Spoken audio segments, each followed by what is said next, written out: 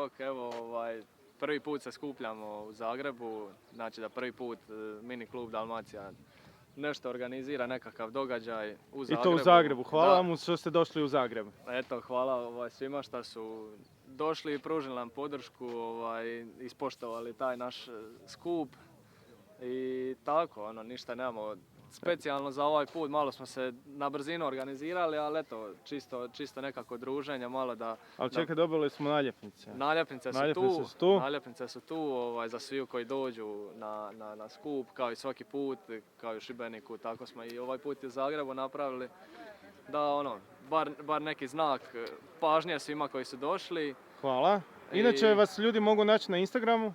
Mogu, naravno, na Instagramu smo na mini_klub Dalmacija, smo na Instagramu, to nam je kao zapravo osnovna platforma na kojoj se mi širimo, na kojoj se reklamiramo, tako da svakako zapratite, pa ćemo još organizirati još ovakvih događaja i nadam se u šta većem broju da će ljudi doći kad nas bude šta više na stranici, naravno.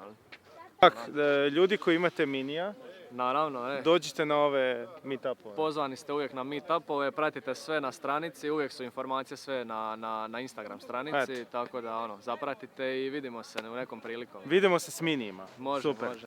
I ovaj je na prodaju. Tako je, ovaj je na prodaju. Na prodaju, ovaj nije, ovaj je, ovaj nije. Ostali nisu, ali mogu biti.